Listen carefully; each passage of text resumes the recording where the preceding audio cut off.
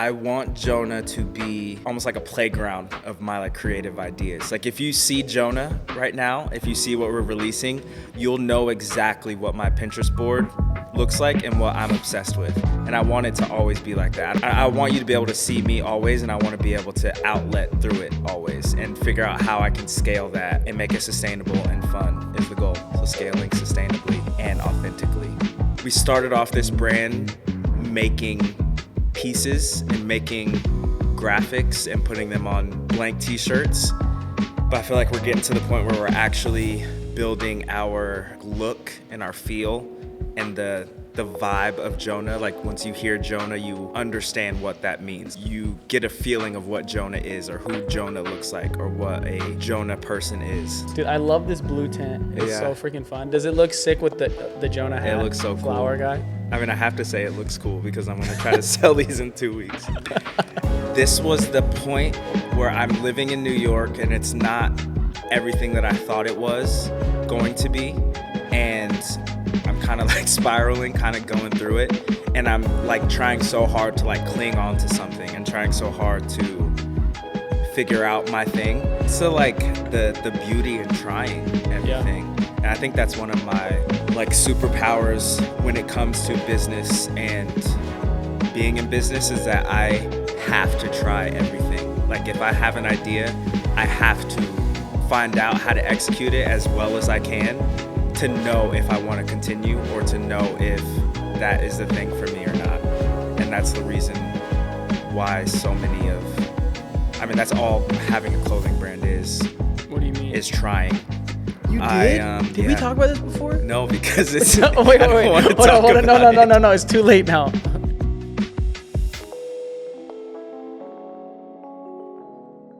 Yes, bro. That was so What was annoying. that guy saying again? Because he printed you like 1,000 shirts incorrectly. Bro, yes. How many was it? It was 350. 1,000 is so kind of you to think I'm doing 1,000. I'm just kidding. But he literally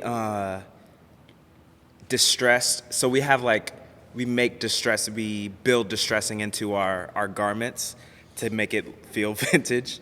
But, you know, just miscommunication. He thought that there was distressing throughout the whole thing. And so he literally put holes. And it looks like someone just like put their cigarettes out on these t-shirts. And I was like, all 350. My God, every single one.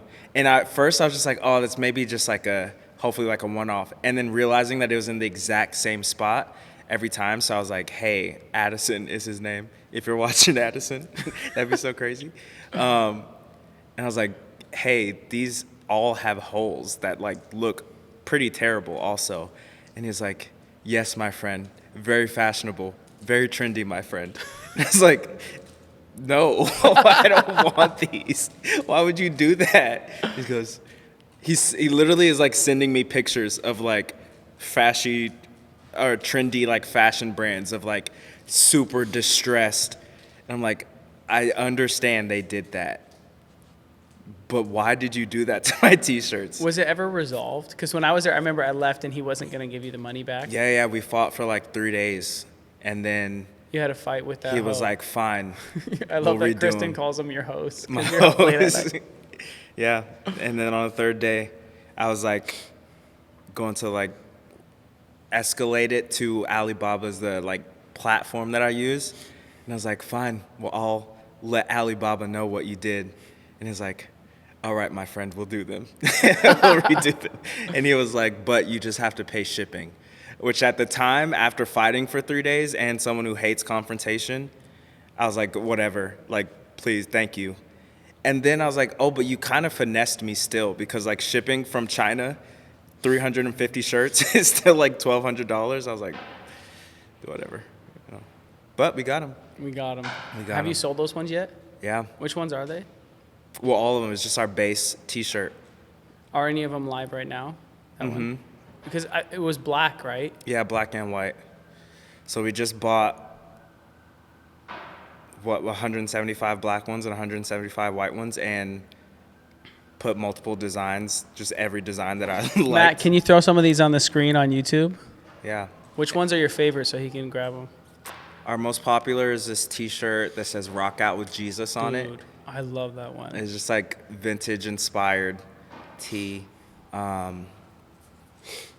Which is a great segue into what we're working on together. Which, by the way, I said I was going to introduce you and I didn't. Yeah. If you're tuned in now, this is one of my greatest friends in the world. We'll probably get into the story more. If you're familiar with the radio, first guest ever when we started online. But Corbin is a world-class creative and thinker. He started Jonah the Brand in the middle of 2020, started with stickers and then hats, and it's just taken off. And now this is Jonah.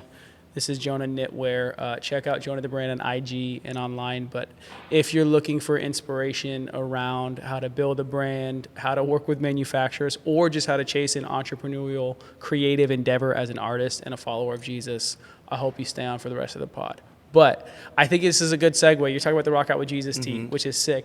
But we have some of these that we're workshopping, but we're going to distress them. I feel like we should pull them over. Matt, do you mind grabbing them, bro? This is it's a fun collaboration, which I know we were meeting with our COO at Divine Persuasion Studio, Esme. Shout out S. When do we think we're going to drop them? I feel like I should know. What's the latest we've said? I don't know. Thanks, Matt. Also, can I talk about how funny it is that this happened? I was visiting you in your city, your home, and we were at the library in your city, and like somehow just talking about business and stuff, we decided that we were gonna do this. Yeah. And we were like two like teenage boys, like so giddy, like, oh my gosh, this is the greatest idea ever. Like, guess what we're gonna do? We went back to your house and both of our wives are at your house. And we just walk in like, we did it, we're gonna do this. And we literally told Amy, your wife, and we like, were like, well, I didn't say babe. You said, babe, listen to this. And told her the whole idea. And you're like, isn't that like the greatest idea? And she goes, yeah, I mean, that's just a combination of the two businesses you guys already have. That's not, that's not profound. And I was like, no, and then she has such a good point. Didn't Kristen say like, Corb, I could have come up with that in 20 minutes. Why were you guys gone for 3.5 hours? we were at the library workshopping how to start a clothing brand, and I'm 4 years into a clothing brand. But anyway, your wife was like, all right, okay, that's not revolutionary. Let me tell you about my idea. Actually, a way better idea. So whatever. We'll try it. We need to distress these, and shout out to Rodrigo and Vitor from the Divine Persuasion Studio team. But at the risk of covering Corbin's face, so we could show these probably like actual photo. But this one says, walk with Jesus every day, step by step. The idea that we have is like, and we're going to make them look more vintage. What are you thinking for the cut on the bottom? I think just like an open hem type vibe. Just cut it along and let it like roll up naturally. Mm-hmm. And will you do any extra distressing? Oh yeah, probably like add some distressing in the graphic, make it like actually look like aged plastisol. What's that? Aged what? The ink that we use. It's called plastisol? Plastisol. Dude, I love when you get into like your details about screen printing. What else is used? Like what is like what would this be called? That is a heat press, like heat transfer type thing. And then what's this? Same thing. Heat press? Yeah. I think this one is my favorite. Like which one's your favorite? You want to show the camera? This is my favorite one. I was literally born in 1994. Jesus didn't win my heart until actually 2001, but I love this. The dream is that it would feel like a vintage tee you would find in like your grandma or grandpa or like mom or dad's closet. That's the coolest like slogan, tagline, I don't know, vision for it. Yeah, like you found this in your dad's closet and he got saved in 1995. Yeah. But we'll distress it. He bought this out of like Billy Graham. Yes. Crusade. Got saved at a Billy Graham crusade and then made the t-shirt. But we'll distress it, we'll crop it. And then what type of distressing are you talking about on top of the top? Well, like with us, we just like put the distressing into the graphic. And yeah. Like in Photoshop. Oh, dope. So that will be on the next run? Yeah. Exciting. Thank you, Matt. I also want to talk about the sunglasses you're making. Do you have yours? Great. Where's yours at? Oh. What made you decide to try making sunglasses, and how soon are you going to sell them? I don't know. I'm down to, at the time of this recording, we're like 2 weeks out from Black Friday, which is a clothing brand Super Bowl. So probably Black Friday. Who knows? Best thing about me owning this brand and running this brand solo is that there's no timelines or deadlines or anything, which is why I'm releasing sunglasses in the middle of winter. Bro, I haven't seen sun in Seattle in like 3 months, and I was like, I should make sunglasses. How crazy is that? Oh my goodness. But whatever. How'd you come up with the design? Like, and then we have Matt, do you mind grabbing the other ones too, the black ones? Oh, I think I might have Oh, them. never mind, they're right here. Yeah. I mean, this is just like a classic boxy, box cut sunglass design that I just love. Honestly, my friend Wes Halliburton wears these type of glasses. My friend and yours. Yeah, and specifically the ones, I think it's so fire when people wear sunglasses inside, but like the kind that like you can still see their eyes. I don't know why, but I think that's so cool. And Wes he has this pair that he wears inside, and you can see his eye, and you can see his eyes, and I'm just like, wow, that's the coolest thing. That was the whole. Is that what each of these are? Yeah, except for the like main pair that will probably be the like hero pair, the one that we like sell the most. Yeah, just like classic. Let me see if I can see sunglasses.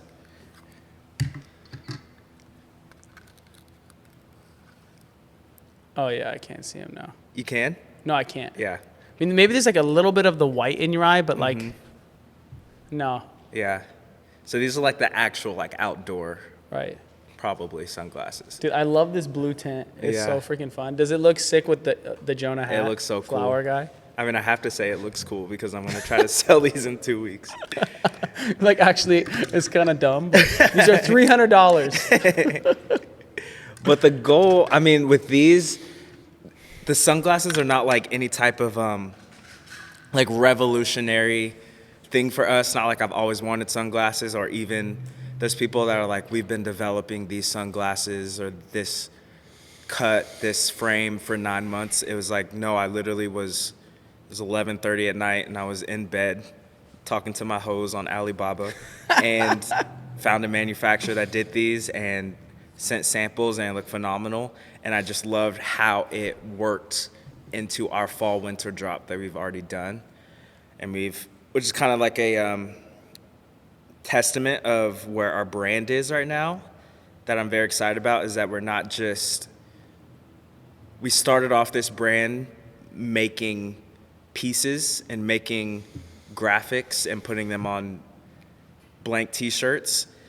But I feel like we're getting to the point where we're actually building our like look and our feel and the vibe of Jonah. Like once you hear Jonah, we're getting to the point where hopefully you understand what that means, or what you get a feeling of what Jonah is, or who Jonah looks like, or what a Jonah person is. There's a girl in my city, in Seattle. Her name is Erica, and she has a vintage reselling business, and she's like truly the best, like the highest taste level of anyone I know, and curator extraordinaire. And she has a business, like I said, called Frida. And the way that you can walk around Seattle and you'll like see a girl and be like, oh, that's a Frida girl. For real. Is like, that's the goal of Jonah. And we're not there yet, but I love that we're getting to that point where you like see a guy and you're like, that's a Jonah guy, or that's a Jonah girl. And so these sunglasses, I feel like, add to that. Absolutely. That's a The full Jonah, ensemble. whatever. Yeah. Like that's a Balenciaga guy, or that's a whatever it is. That's a Nike guy. That's an REI guy. A lot of those in Seattle. Like, A lot of those. REI An guy. REI guy. My father-in-law's an REI guy. He's a good guy. He's the greatest. He's a good REI guy. Yeah. When you go around Seattle, and because you've now been in Seattle running Jonah for how long? 3 years? 2.5? In Seattle, 2021 is when I moved back to Seattle, and have been running it in Seattle since then. Because I want to get back to the origin story of how you felt like the idea and why you named it Jonah, because I think it's so beautiful. Obviously, both of us, like our worldview from the person of Jesus, I think it's fun, and we'll get there. But you're talking about something that I think is really interesting. Oftentimes, like great brands will be known by the city that they were born in. Technically, Jonah was born in New York, but now it's become a Seattle brand in a lot of ways. Like the hockey jersey that you do. Dude, that hockey jersey is absolute fire. Yeah. Are you starting to notice that like Seattle creatives or like people in Seattle that like fashion are starting to kind of gravitate towards the brand as like, oh, this is from our city? Oh, yeah, for sure. I think that, and it's mainly just because there's not a lot of it there. So it's just great for me. It's like fun. I get to be kind of one of the, I don't know, don't want to talk too highly the proud, of myself, but the like Marines. the leaders in it. Yeah. And it's fun. And we get to like be associated with that, with like fashion and whatever that looks like, just because there's not a lot of people doing that in Seattle. So it's great. Hey, if you are a creative pastor, thinker, or leader, or staff member at a church, and you're looking for help with your creative content, social media management, web development, design department, or branding, please look no further. We have built the studio for you. It is our passion here at Divine Persuasion Studio to equip local churches with really high-end, beautiful content by bringing on senior-level design and art talent and people who really care about helping your church tell the most beautiful story ever told. If you're looking for help with your creative content, please reach out to us and our team. We cannot wait to talk with you. We already love working with you. Talk soon, DPS. When you did start with the sticker first, right, in New York, you were working at a really dope coffee shop under the Flatiron building, no? Right? Yeah. I love you. Like, eh.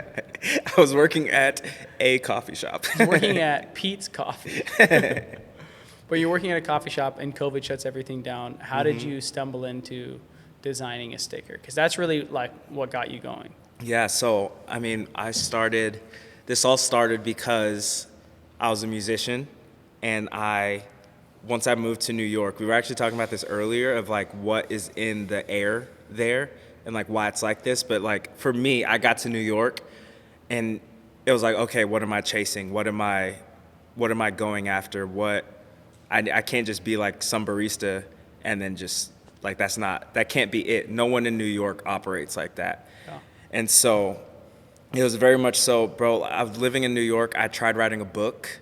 You did? Did we talk about this before? No, because it's. wait. Hold on. No. It's too late now. You heard it here first on the radio. But wait, what was the book? So it was called. It's called 2020. Well, it was kind of fire. I thought it was fire at the time, but it was like, you know how books have like the title and then like the little like tagline. Mm-hmm. Was it like a novel or was it like a? It was like an interview style book. There was a book that I read once I got to New York, and it was called The Third Door, and it's actually a phenomenal concept. It's this guy who just interviewed all these people, and like not just like anyone, like interviewed like the people, like celebrity Muhammad Ali, Quincy Jones. I can't think of anyone else. The two craziest, most random ones. Muhammad Ali and Quincy Jones. But like actresses, top level actresses, Muhammad Ali and Quincy Jones. Those, that caliber. But standard. Legends. Yeah. Will Smith. Those are just black legends. It was all ethnicities. But anyway, his whole concept was like, you can walk through the door. You can walk through the back door. It's actually been a long time, so I don't remember what the actual second door was. But there's two ways naturally that you can get into anywhere.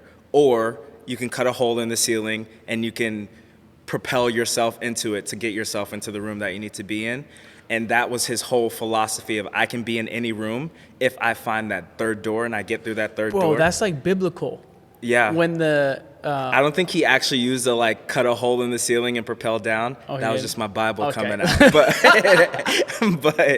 his theory was like, I think his was like, but there is some side door, there is some window that you can take the screen out and crawl through the window, go through the kitchen, and find yourself into the room that you need. But yeah, that principle. And I thought it was the coolest thing ever. And he manifested it in a way of like my third door, how I'm going to get in contact with these people. If my Instagram DM didn't get through, then I'm gonna find their manager. If the manager didn't get through, then I'm gonna find their best friend's niece, their best friend's nephew, and I'm gonna DM their nephew, and I'm whatever, like that theory. I'm gonna find a way to get there and talk to them. And he did it, and he worked with all these people. Like, I think there's like over 50 interviews in this book, and they're just like so inspiring, and they're not like necessarily, they're not all like pointed at one thing. It's just like, okay, I'm in the room with Quincy Jones, I want to know about what it was like making Thriller. Yeah, and Muhammad Ali, like what was it like when you beat Joe Frazier? Like those are and he's just talking with those people, and it inspired me so much. And so my thought was like, I want to do that with like pastors and people who work in churches, and because that was my like passion at the time. And so it was me reaching out to all my pastor friends, or like DMing pastors and just asking them questions about their life. I can't believe you never told me this. Yeah.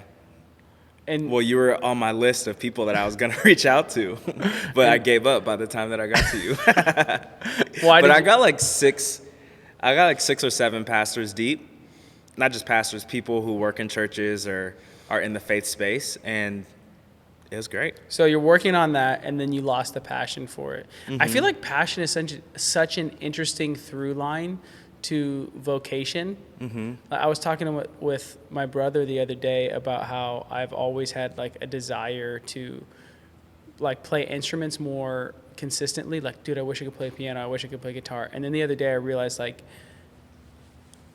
maybe it's actually not that much of a passion, because if it was that much of a passion, I would be doing it. Yeah. Like, I think you're starting this thing where you're going to interview a bunch of people, and like halfway through, you're like, I don't want to do it anymore. And then where'd you go from there to, was that during the shutdown of your job Not as yet. a barista? No, this was like 2018 maybe, 2019, 2018. And this is actually kind of this was the point where I'm living in New York, and it's not everything that I thought it was going to be. And I'm kind of like spiraling, kind of going through it. And I'm like trying so hard to like cling on to something, and trying so hard to figure out my thing. And this was like this is a cool thing. This is something I can make happen. I'm so inspired by this book called The Third Door. I'm going to do this. And then, literally getting 6 interviews in and being like, oh, I kind of hate every single thing about this process. Like, I'm very introverted. I'm not a big conversationalist. I'm done DMing and asking people personal questions. And just talking. And so, I get 6 interviews in, and I was like, what am I like doing? Like, why am I doing this? And that's when that's what made me be like, oh, I'm going to do music, because that's always been my passion. That's always Wait, what I your wanted music to started do. in New York. I forgot. Mm-hmm. Well, I mean, I went to college for music. But I mean, when you started dropping albums and EPs. Dropping in New York. And Jonah started, going back to your question, Jonah started because I was dropping music, and I needed album art. And I was living in New York working as a barista, so clearly I didn't have money to be paying someone for album art. So I got an Adobe trial and taught myself how to make album art and social media posts and all these things. And I get 5 EPs in. I did 5 EPs in a year, and that was like my goal. And I get to the 5th EP, and it's like everything that I had been working towards. It was my favorite sounding EP. It felt great. The rollout was great. By this time, I'm doing album covers, but then also doing video editing and everything that encapsulates a social media rollout. All the social media graphics, videos, lyric video, everything.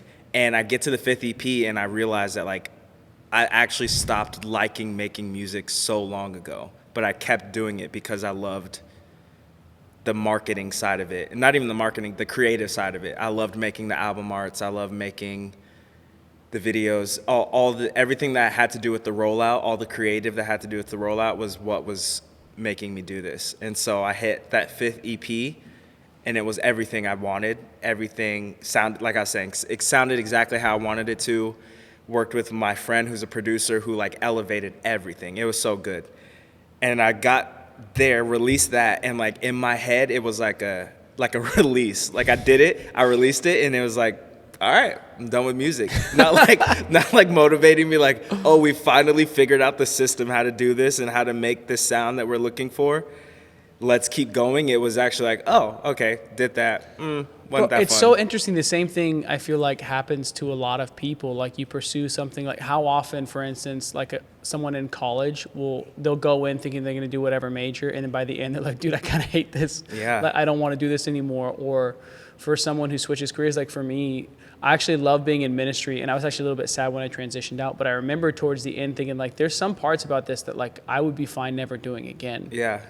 It's interesting how the brain just decides you're pursuing, like, dude, I'm gonna go hard, we're gonna do all this stuff, and then you're just like, oh, I'm done. But that's the beauty in trying everything. Yeah. And I think that's one of my like superpowers when it comes to business and being in business is that I have to try everything. Like if I have an idea, I have to find out how to execute it as well as I can to know if I want to continue or to know if that is the thing for me or not. And that's the reason why so many that's all having a clothing brand is. What do you mean? Is trying. These sunglasses found a manufacturer. She had these amazing frame molds already. I saw how it could fit into our look that we were going for. I bought a sample to try it, got it, and realized, oh, that's great. Or I could have got the sample and been like, oh, these are cool. Most times it's like, the quality is not that great. But in this case, the quality is great. And so it's like, these are cool. This is my manufacturer. I have this connect. I tried it, and I think it'll work. And so I'm going to try and release them on Black Friday and see how it works and see how people resonate and style them. And if it continues to work, then like great. But if it doesn't, then like, I don't know, next month I'm also gonna try something else. What has been like your most surprising piece that you didn't think was gonna sell well that you're like, oh my gosh. That hat, actually, one? Yeah. Because I remember when you made this, I was like, bro, I need that. Because I have this dream, Amy and I talk about all the time. We want to own a coffee shop / flower shop. Like I love picking flowers, like my own bouquet for Amy, and I think being a florist would be so fun. But when you first dropped this, like you hadn't really released it, and then later on, you went to Los Angeles, right? Yeah. And you found that really dope dude, and you did that whole shoot. Had Hamza. You already? What? Shout out Hamza. He's the coolest man. Are you still in contact with him? Yeah. I mean, we talk on like Instagram every now and then. I'm like a fan more than anything. I followed him for a long time because he's just the coolest guy, coolest looking guy, and he does like outfit inspo type, like a fashion influencer type guy. Reached out to him and he said yes, and I was like, this is crazy. Then you just like flew to LA and did the shot? Yeah. In what way did these surprise you? Like you just sold a lot of them, or what happened? Which way did the like release the of those? The flower guy, yeah. Yeah, it was truly like a I guess the going deeper. We own a screen printing and embroidery business, and we make, I own an embroidery machine. I can make anything on a hat. And these, so much so that it was such a low-level idea to me that I didn't even think that I should digitize it and like spend the time putting them putting them in the machine, getting them embroidered, whatever, going through the whole process. It was like, oh, actually, I'm just gonna like make a heat press and just like, I'm gonna make one off of these. That's how like low level and like low committed I was to the idea. And then wore it on Instagram and people went just like absolutely crazy about it. And it was like, oh, okay, I guess I'll make 12 of them. Sold out faster than anything we did. And then it was like, okay, well then I actually need to like produce these, figure this out. And now we're, I don't know, thousands you of sold Flower thousands Guy. Of these? Yeah. And Maybe 8,000. Are you serious? Yeah. So I know you have. I've done so many restocks on these and DMs. I'd say multiple a day of like, where can I find the Flower Guy hat? I love the Flower Guy hat. Wow. It's such a conversation I know you have starter. this one and you have it on the camo. What other colorways do you have? We've done trucker hats. We've done like 4 different colors in trucker hats. What colors? Blue, yellow, black, and green. And then we did these on these unstructured hats like this in green, blue, and 2 different camos. And then this spring we'll probably do pink, green, and then we might even do like a flower girl. That's cool. Yeah. Like for a wedding. Yeah. You know, sure. Literally, whoever buys it, I don't care. Let's go. Yeah. And that's just just a idea. I bought flowers at Trader Joe's and had them in my tote bag, and people thought it's the coolest. And it's like $6.99. Yeah, it's so cheap. And like the cheap in me is like, this is the greatest thing ever. So bought them, had them in my bag, and the amount of compliments I got shows how vain I was. Yeah, just carrying flowers in my tote bag. No, just having them in my tote bag, getting so many compliments. And telling my wife, babe, you won't believe how many compliments I got. And she's like, wow. Just by the fact that you were bringing flowers? Just because I had flower. What will people say? She's like, oh, I love your flowers. Oh, you're so cool. Which if you tell me I'm cool, it's like, whatever I'm doing in the moment that you tell me I'm cool, I'm going to replicate it. This will be repeated. This is my personality now. And so someone's like, oh, you're so cool. And I was like, bet. I got home, I told my wife, and she was like, oh, kind of making fun of me, oh, flower guy, huh? And I was like, all right. That's how it happened? Yeah. No way. It's my wife's fault. Making fun of me. It's your fault, Chris. Oh, flower guy, huh? So loud. I want to go back, though. So how did you actually first start working on Jonah? Because we stopped and somehow got into Flower Guy. But you started with the sticker, "You're doing great." Yeah. How did that? So this was 2020 at this point, and at this point we are summer of 2020, and my coffee shop closed on March 18th. And so March 18th to now getting into summer, I haven't had a job for a couple months, and all I've been doing is designing all day. And because I am not employed and not designing for anyone, I'm just making almost design prompt type things of just what can I make today? And so one day in particular, there was a social media post I saw that said, social media has 22-year-olds feeling like they already failed in life.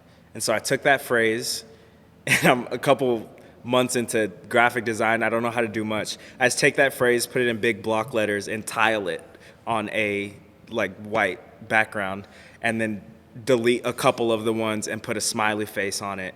And then instead of the mouth, I just put "You're doing great," because I was trying to be like Drew House. And so I put "You're doing great," and it popped off for me in my context of virality, which is me making bad graphics on social media and my mom and my wife and 4 of my closest friends liking it, to then putting this social media has 22-year-olds thinking they failed in life. You're doing great.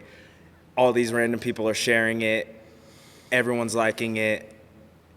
And I was like, that's I got to hold on to that. That's a cool thing. You're doing great. I want to keep that for something. And kind of, I guess not skipping over the sticker, that was the thing that I was like, okay, I'm going to use this and make a sticker out of it, I guess. I don't know what else to do with it, because I went 2 weeks posting variations of "You're doing great," graphics, because it's I got to hold on. But then by the end of the 2 weeks, it was back to people my tell 6 me I'm likes. cool.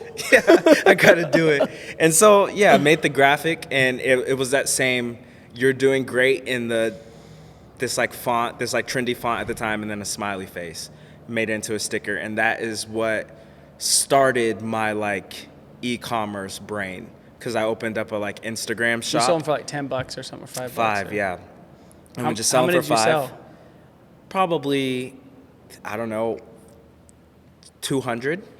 That's legit. Yeah. Just out of nowhere. Yeah, but like they cost, like all in costs were like $4. But I was like, oh, I'm cooking, babe. Let's get it. And so I'm the greatest entrepreneur of all time. Shark I Tank. sold 200 stickers. Look, Mom. Yeah, so I gotta go talk it. to Mark Cuban and Mr. Wonderful. Mr. Wonderful. Yeah, so that's how I made the sticker, and that's what like started the like e-commerce in me of like, oh, it's great. I have a store front now because I have no job, and so I spend all day doing whatever, and so I made a like, what was it, Squarespace page at the time and an IG shop, and linked this one sticker and sold them and started collecting the address, doing the whole thing, shipping, buying, packaging, all that stuff. And so you like jump a little bit forward. I get a job working at a church in Queens and working as a creative in a church in Queens. And the first thing that is my like in my role to do is to make their Vision Sunday merch. And all I know how to make is album art. But luckily stickers. And stickers. And luckily there's two people that were still on staff that like kind of taught me everything I know, Christian and Jackie Perez, the coolest people in the whole world. They taught me everything. And so I had to do this merch capsule, and I don't know how to do anything. Christian and Jackie are walking me step by step. This is how you have to format it. This is how you find your colors. This is how you send the Pantones. This is the dimensions that you are best practice to design in. This is how you need everything that is in terms of making a merch rollout for a church, because they've done it multiple times at this point. And so do this, complete the Vision Sunday merch. It sells out. And I was like, oh, this is the greatest feeling. This is the coolest thing. I now have all this information from how to make this. On top of that, I have all the connections because I'm the one that was talking to the contractors and the printers and coordinating everything. And so I just go back to all those same people and I'm like, hey, I just want to run that whole thing back, but like, can we do this design instead? And that was how Jonah started and why Jonah started. And the first design was what? Was a blue hat that... With the lightning bolt? Yeah, with a lightning, the most like basic. It was Jonah arched on the top, a globe with a lightning bolt in the middle. Like, don't ask me what that means. And then it said... You wanted to support my love for the Chargers. I did, I guess. It said Jonah Creative Arts. Jonah, lightning bolt, globe, Creative Arts Department, established 2020. And then how many of the Creative Arts Department hats did you sell? Because that was like crazy for a second. Seemed crazy. I think we sold like, I don't know, 200, 250 of them. That's it? Yeah. Dude, I thought you sold more than Flower Guy. No. The thing, yeah. So, I mean, it was like cool how it happened because we just did 24 to start was like the absolute minimum at the printer that I was working with. But then, so we did 24, sold out the 24 within a couple of hours. And another moment, I was like, all right, I made it. Like, I think I'm probably a millionaire now. But then we did those 24, sold them out. And I was like, all right, we're going to run it back in a different colorway, and just did them on black trucker hats. And then, I was feeling a little prideful. Did 75 that time, but then sold those out. And then, have kind of moved on after that for a little while. And started doing like solo, like that was the thing. Like once a month I was dropping a piece. And it was like the first month was the 24 hats, 24 blue hats. Second month was the 75 black hats. And then after that, actually, I dropped the Creative Arts Department hats, which carried our brand for years. And it was just like this, the font is called Scrubby. And it was the same font that like Kanye used in Cactus Plant Flea Market when they made like my favorite hoodie of all time. Yeah. It says, "Ye must be born again." So we used that font and made Creative Arts Depth. That's the one I'm talking about. Oh, yeah, that one went crazy. That one went crazy. Yeah. But you're talking about the OG Jonah hat. The OG Jonah hat. I meant Creative Arts Department. Yeah. That one went crazy for us. Yeah, I feel like that would have been multiple thousands for sure, right? Probably.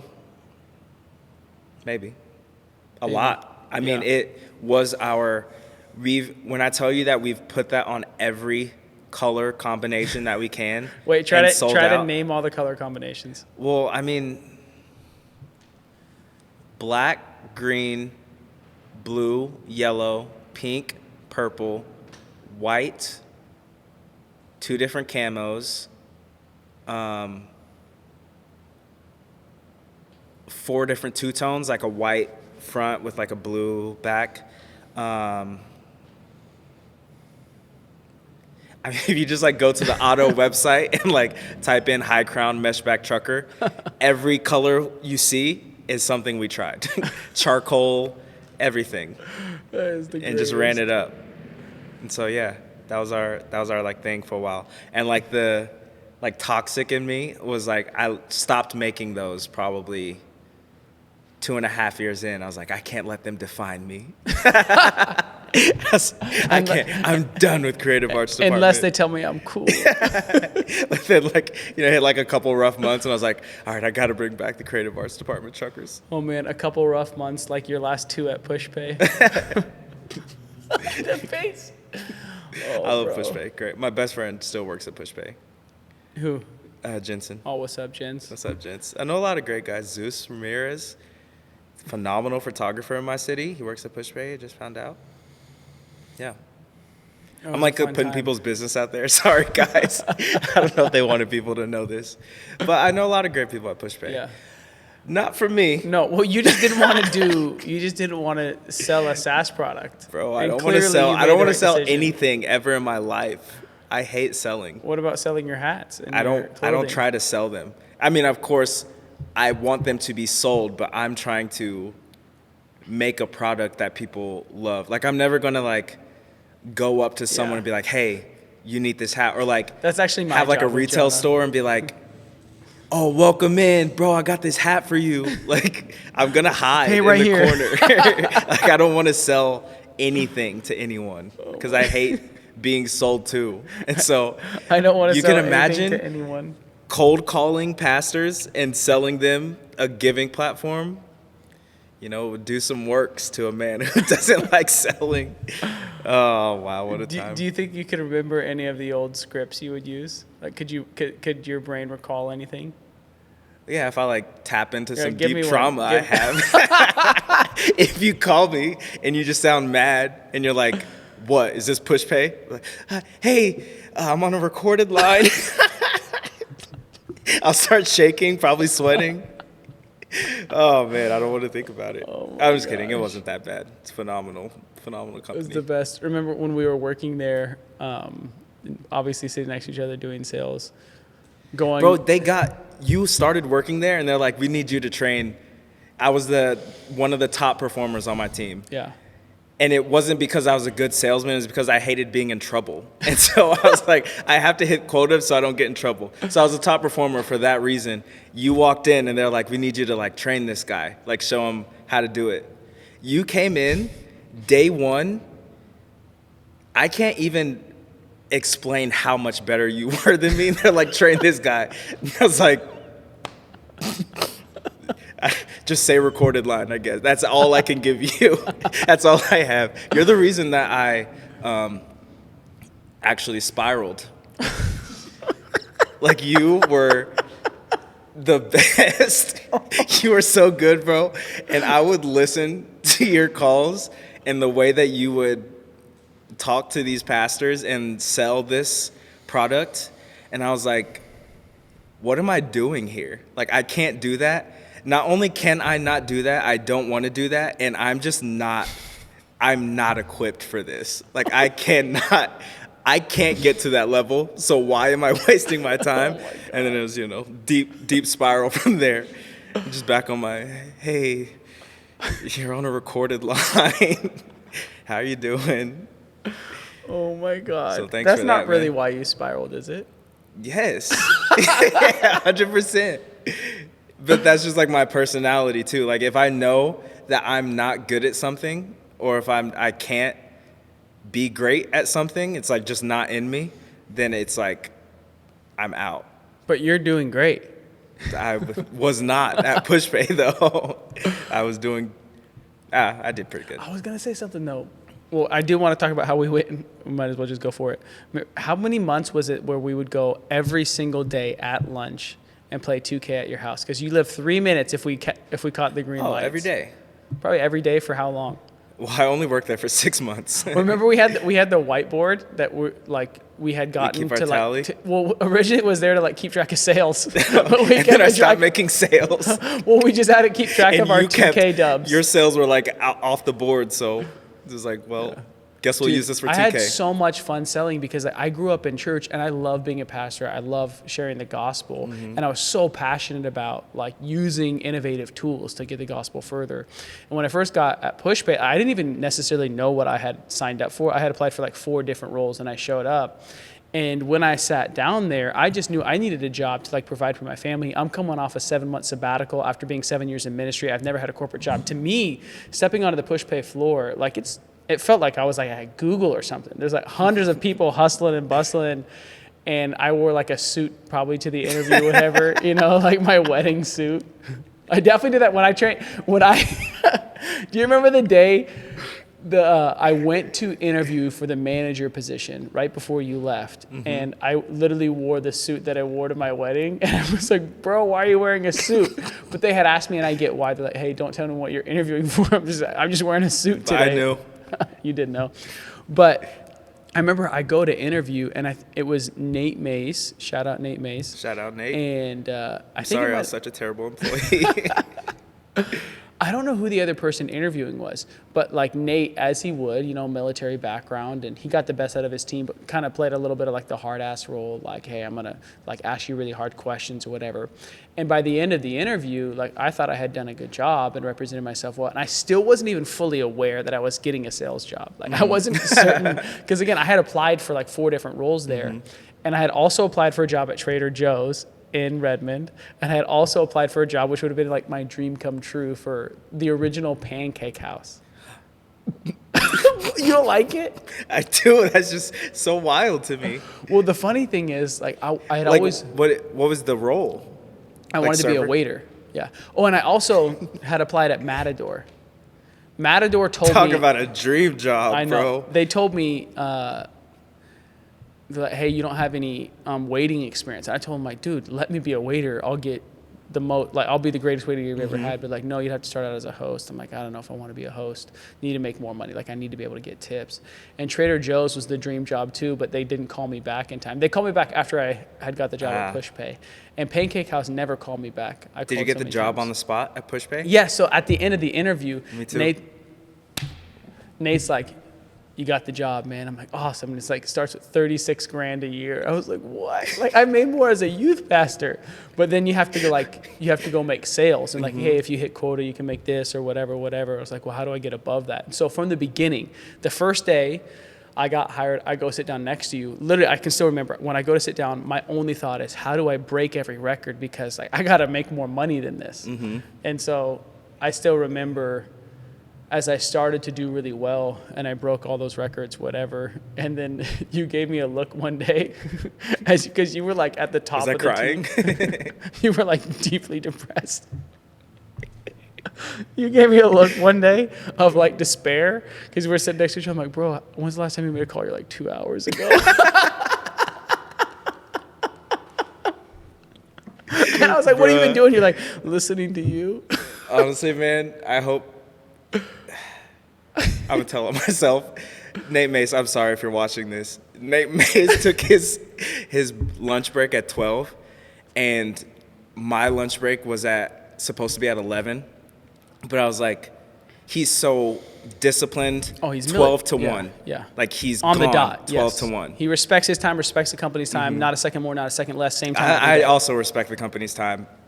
But I would take my lunch, and I knew Nate wasn't coming back until 1.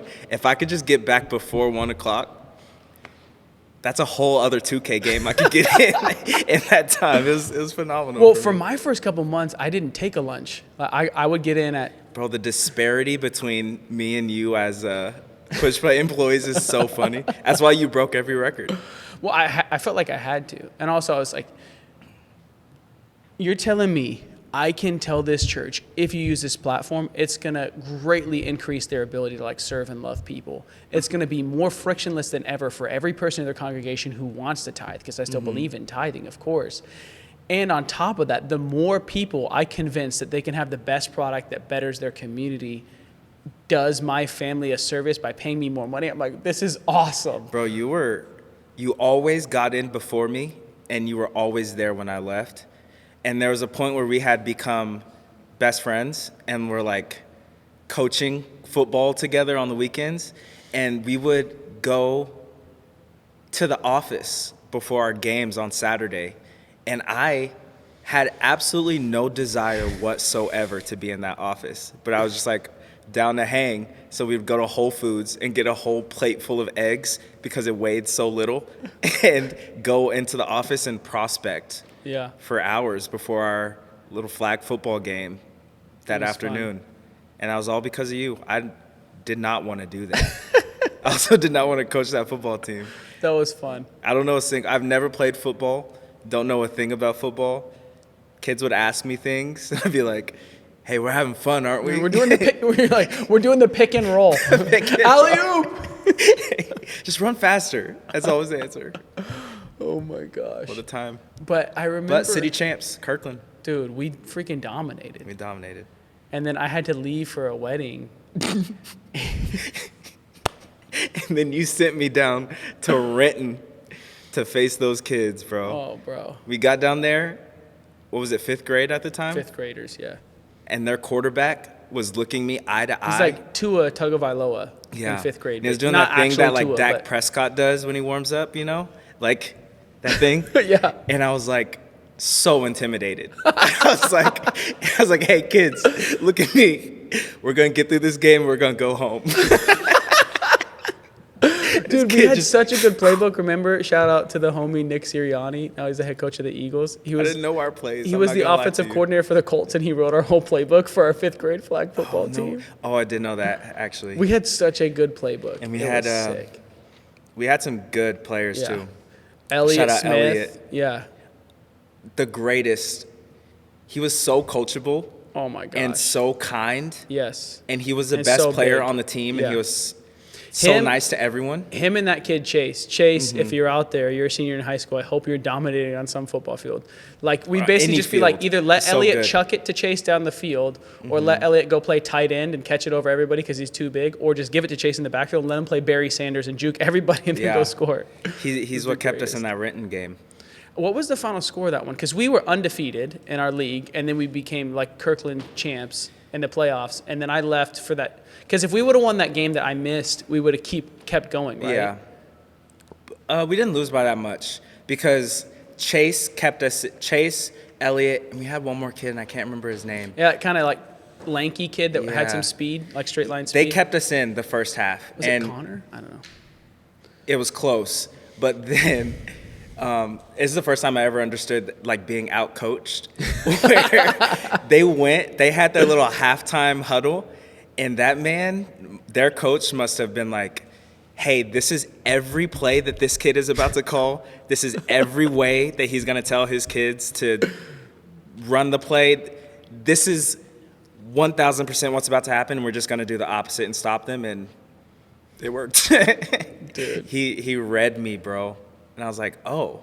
And I was so helpless on the sideline. Didn't you? There was one point where, like, one of the dads came over. He was like, hey, I can, like, handle, like, substitutions and everything if you need to just, like, go, like, collect your thoughts. And I was like, I don't have a thought outside of I want to go home. I have nothing left to give. Like, they shut down Chase. Yeah, they're just like, let's put 3 players on Chase. You're like, that's my play. And we had a play that, like, in Kirkland, no kid could figure out. It was our play action type play. Like the handoff. Where he put the ball on his hip. And sometimes he would drop back and pass. Same with Elliott. Sometimes they drop back and pass, or sometimes it was phenomenal. No one could stop it. Those Renton kids, they figured it out, and wow, we were done for. So that was on me. But we made it through. Oh, man. What a memory. I remember it took me so long to convince you to do it, too. You had said no for like 2 weeks. Bro, that's The greatest salesman in the world, you are. I hate football. Oh my God. You still do? I mean, it's whatever. How do you feel about your Thunder? Because I know you've always loved the Lakers and the Thunder because you're from Oklahoma. Yeah, I love players. I'm like the player guy. Yeah. The Where would player your guy. loyalties lie right now if you're going to do like a hierarchy of your NBA preferences? Well, I mean, like, being honest about who I am as a fan, my loyalties to the Thunder are very, very high because they're very, very good. And so that's kind of how everything. 2020, wow, I was such a Lakers fan. And they won the championship that year, so of course I was. So, fair weather fan. Big Yankees fan last year. Oh, you were? Yeah. I didn't know that. I was like, But oh, I thought snap, you they're used to like the Mets. moving through the playoffs. No, I like Francisco Lindor. Okay. Yeah. But I'm a Yankees guy. How are you feeling about Shea and Chet and Jalen and everybody this year? Words can't really describe how I feel about Shea in terms of he's not only phenomenal, but he's the coolest man, I think, in the world. I think he's the coolest player in the NBA. Yeah, and he's so good. Him and I love Ant. him. I think Ant, like the level of swagger that he operates on and Yeah. self-confidence and like so in his own element, like It's he's truly not like, crazy. I feel like both of them, but obviously Ant is a little bit more like demonstrative. He has that ability to be like so uniquely himself and like the way he'll like answer interview questions, I die. He's the best. Did you Ja is also up there for me. Ja is sick. Yeah. And Ja, and I'm sure I'm not the first person to ever compare it, and it's not direct necessarily, but there's similarities like that Ja has, a cross between like a young MVP level Derrick Rose and the absolute obliteration explosion level of the young Russell Westbrook. See, when I think of Ja, I think of AI. His Even handle. though, But I just the way because AI wouldn't bash on people like yeah, that. he Like wouldn't. that's much like his more athleticism is crazy. Russ. Definitely, yeah. Which I love Russ. Yeah. Like being an Oklahoma guy, he's like my number one. He's actually looked pretty good for the Nuggets this year. Yeah, I'm always rooting for Russ. Like KD kind of broke my heart, but he's still also like pretty high up there for me. Have you been to a game in OKC before?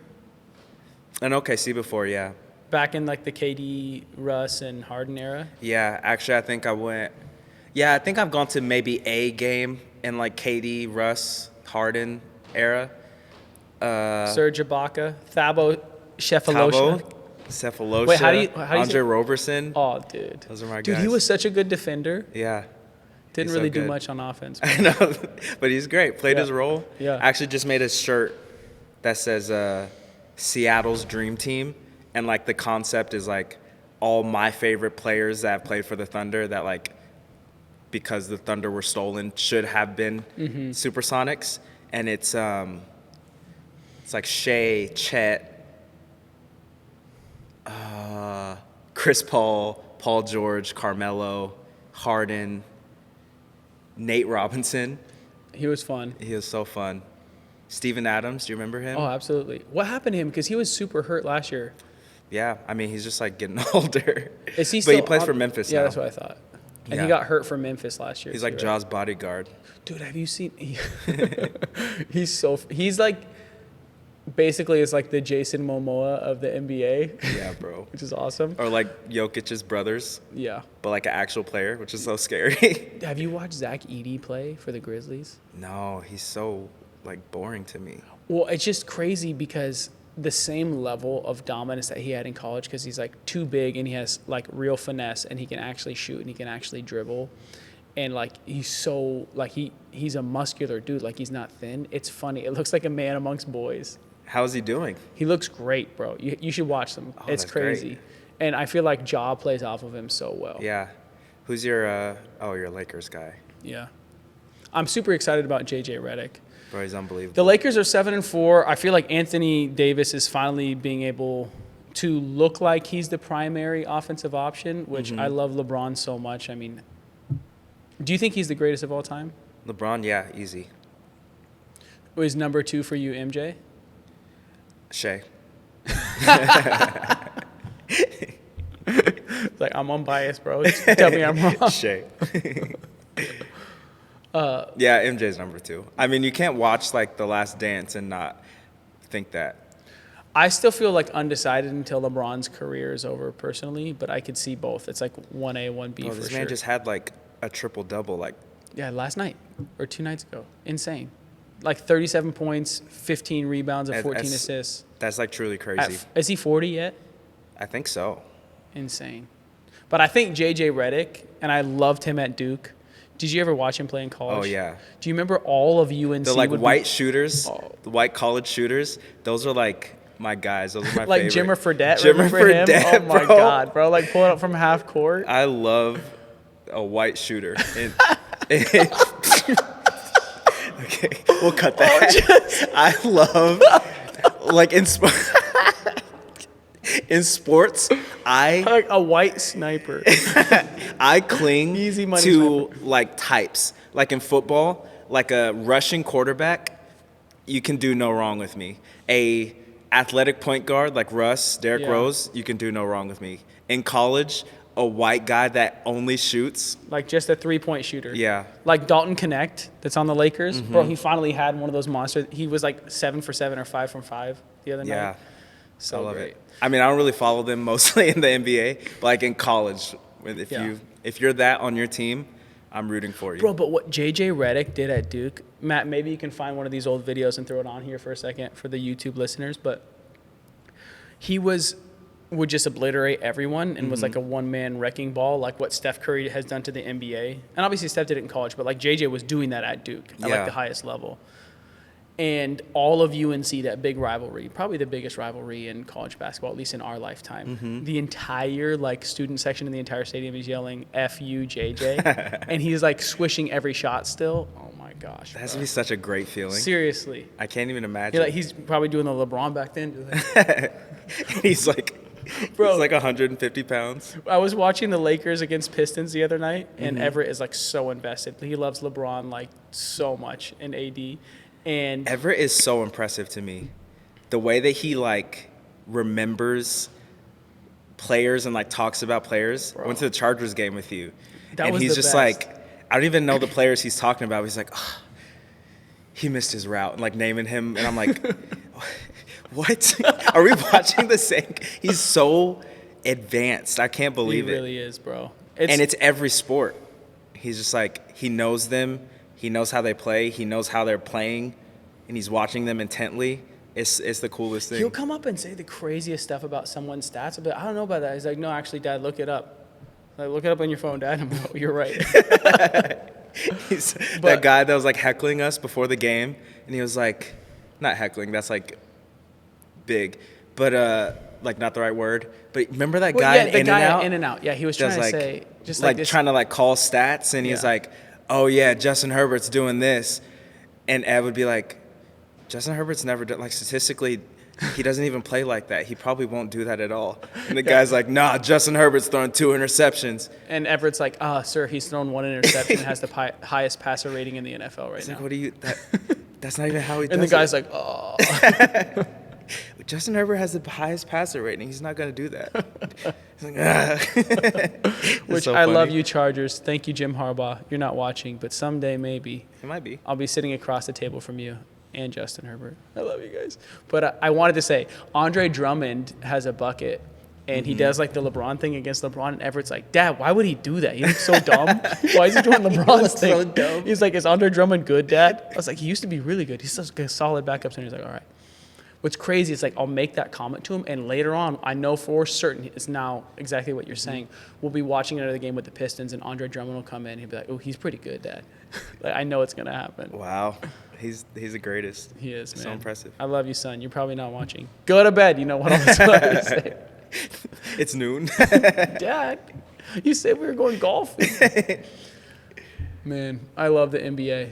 I think we brought 2K just like as an ode to the old times.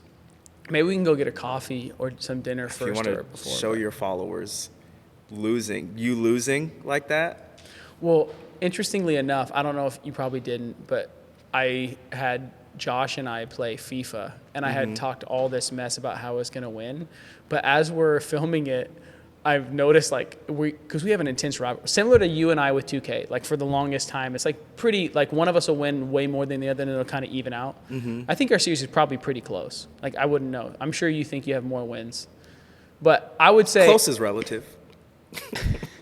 Okay, be honest. If you were to think of all the times we've played 2K over the last 5 years, if we played 100 times, and I know it's probably more, but like actual games, not like I think evenings. 65. Out of 100, I've won 65. No way. You really That's think like that? not that big of a Yeah. disparity. You think you have a 20-game lead? No, 15. Is that how the math works? Oh, yeah, 45. That was like the other day, that same night when we were telling our wives about like this awesome shirt idea we have, like, hey, really cool Jesus merch, sell it at a great price, whatever. And then they go to bed and we stay up until like 1 a.m. We're like, so if we sold 1,000 shirts at $20 each, how much money would it be? Hey Siri, what's 1 times 20? Like genius business owners. Yeah. But I don't think that's true, and I don't want you on the podcast anymore. Because but I do think we should play. Mm-hmm. My worry about being braggadocious here is that the same thing will happen that happened with Josh. Is we sat down to record, and if you watched it and you enjoyed it, great. But like we realized like 7 minutes in, we've not said a word. It's like we're filming. You're both just sweating, shaking, just like caring too much. So trying to hold in the cuss words. Only cussing in Spanish because it doesn't count. But I would love to play, and I think I'm going to win. Who are you going to use? Can I use anyone? Yeah.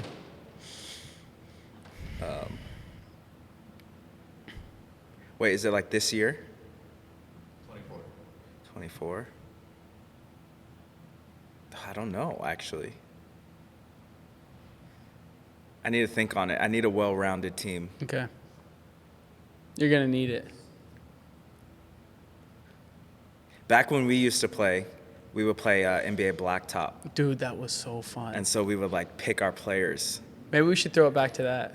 And in that case, at that time, if I got Steph Curry, it was Yeah, that was obnoxious. kind of rap.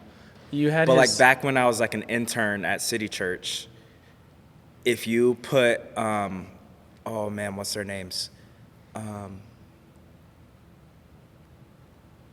They played with Iman Shumpert, and he's a big golfer now. He loves Hennessy. What's his name? I don't know. J.R. Smith and Iman Shumpert, if I had them on my blacktop team, there's absolutely no beating me. Why? I don't know. But that's just, they were my like guys. They gave me superpowers. Just like absolute freaks of nature. You just hold the turbo button and the arrow pad towards the rim and press shoot, and they're dunking it, and nothing is going to stop them. Yeah. Well, And also like Anthony Davis back in those days. every rebound. Just like just an athletic forward. We're like deep into like NBA blacktop strategy. Not my 6-figure clothing business. 80-figure. 80-figure. That's really good math. When you think about where you want Jonah to go in the future, I hear you talk about it a lot, but what would you see happening with your brand over the next few years? I want Jonah to be, it's the most fun thing I've ever done in my life. And it's the thing where I get to outlet everything that I'm naturally can be great at, which is so exciting. And so the goal is to keep it small and to keep it sustainable so that I can create at a very high level, doing all the things that I love doing and that I naturally can be great at doing for like a very long time. So I want to make it almost like a playground of my like creative ideas. Like if you see Jonah right now, if you see what we're releasing, you'll know exactly what my Pinterest board looks like and what I'm obsessed with. And I want it to always be like that. I don't ever want it to feel, I don't know, like some I want you to be able to see me always, and I want to be able to outlet through it always and figure out how I can scale that and make it sustainable and fun is the goal. So scaling sustainably and authentically. You're going to do it. You Yeah. are doing it. Yeah. Bro, I'm the biggest Jonah fan in the world. I'm the pretend co-founder. Love you, bro. Believe in you. So grateful to have you in my life. I think the clothing that you're making is absolutely incredible, and I can't wait to watch you continue to succeed. The success that you have today is going to pale in comparison to the success you have in the future. And on that note, babies to come. Babies to come. You're going to be a dad. You heard it here first. You're going to be a dad.